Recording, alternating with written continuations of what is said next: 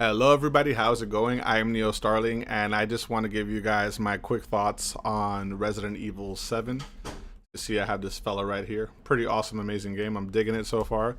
I just kind of wanted to give you some quick thoughts, and I wanted to clear up some misconceptions on what people think the game is and what it might possibly be about. I'm not really going to give any spoilers, but I do want to clarify a few things.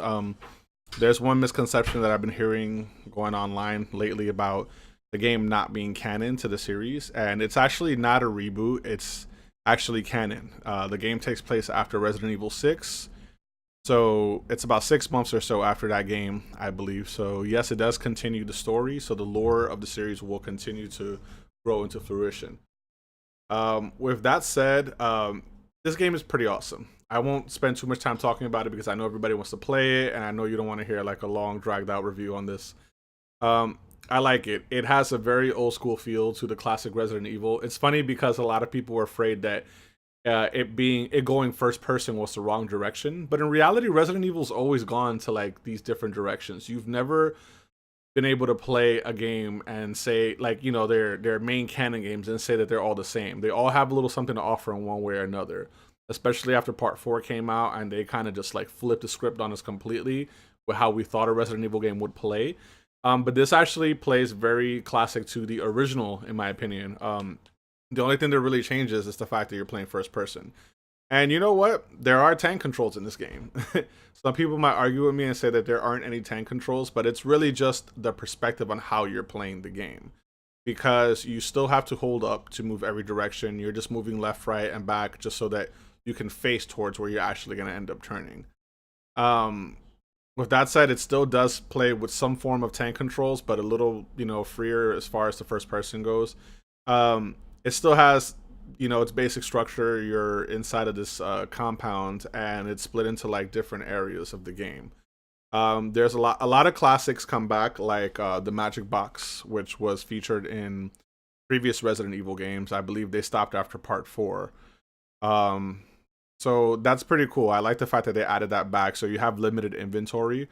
So you're kind of forced to choose what items you're going to keep with you, what you're going to discard, or what you're going to choose to put away for later use.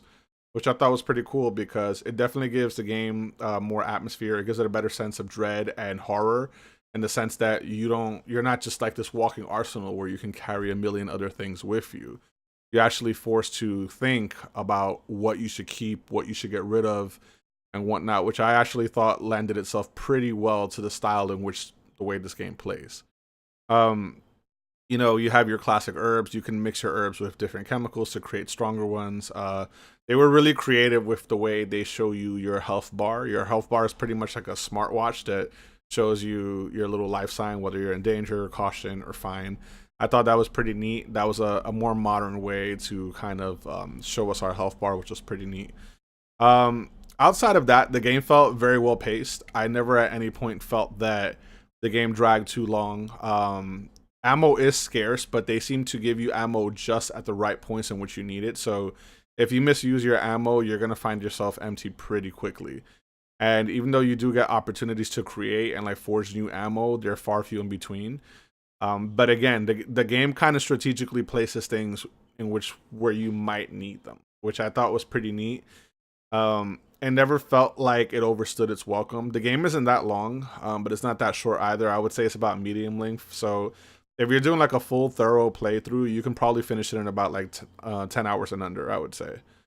Um, Overall, like I said, I think this game was a pretty good introduction. If this is going to be the way that the series is going to go from this point on, I'm pretty excited. At first, I thought first person was going to bother me, but in reality, I enjoyed the first person perspective. I thought that it was pretty cool, and you've never played the game like this, And the fact that it was also made with VR in mind, which I think a lot of people don't understand. So Capcom was sort of doing this as a marketing ploy to say, hey, you know what?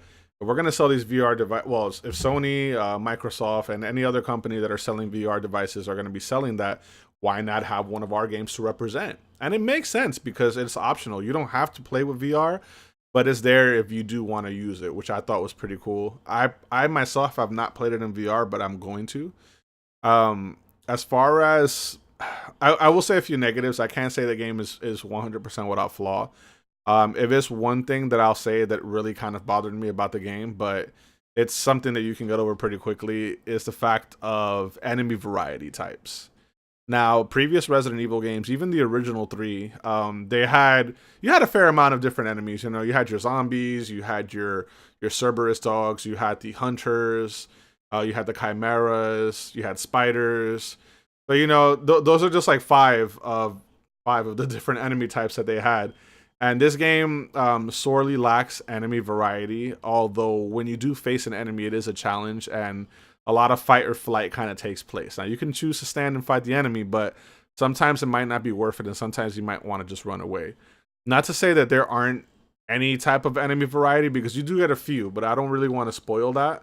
But you know, the boss fights are also pretty unique. You're gonna find yourself using your environment to actually fight the bosses, in terms of you having to run away at certain points, having to stand and fight.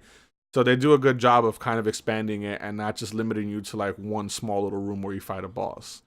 I thought they did a really good job with that. Again, it was well paced. The story, you're gonna pretty much get the bulk of your story through the notes that you find throughout the game, classic to like the classic Resident Evil games.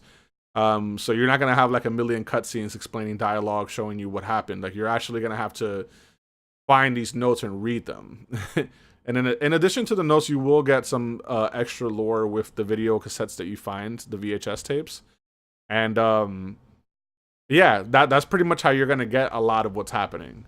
And if you don't read, if you're somebody that doesn't like to read, hey, it's cool. You don't have to, but you might miss an opportunity to get a new item or solve a puzzle the proper way. So I recommend just reading it, especially if you're a big fan of the series. You want to just like kind of absorb that lore. You know, you want to know, you want to like dive deep into Resident Evil and what it is and what it stands for. I personally, I'd probably give it a 7.5, maybe a 8, close to an 8, only because the lack of enemy variety really kind of bothered me. And in addition to that, the game looks beautiful, but there were some parts that were pretty janky, at least on the Xbox version. I don't know how it's going to be on PC yet. I'm sure on PC it's going to look a lot nicer. And maybe even on PS4. It kind of sucks that Sony has the exclusive rights to VR for at least for about a year, from what I heard. I could be wrong, and you can correct me on the comments if I'm incorrect. But just wanted to get that out there. Anyway, I'm not gonna stay here and talk about this too long. I personally enjoyed the game. I thought it was great. Give me your thoughts on what you think about the game so far. Have you played it? Are you gonna skip it? Are you gonna wait for Resident Evil Remake Part 2? I want to know. Let's have a conversation, because I love Resident Evil. I'm all about Resident Evil, and I've enjoyed the series since I was a kid, and I'm gonna keep playing every game, whether they're good or bad, just because it's just what I do. So with that said, guys, thank you so much. If you liked this video, please feel free to leave a comment, like, share, subscribe, do the damn thing, help a brother out here. You could also catch me on Twitch. My name is Neo Starling at Twitch, www.twitch.tv/NeoStarling, where I do playthroughs of Resident Evil, and I also speedrun Resident Evil Remaster. So if you want to check that out, feel free to give me a holler. With that said, guys, you guys are awesome. Don't ever let anyone tell you different.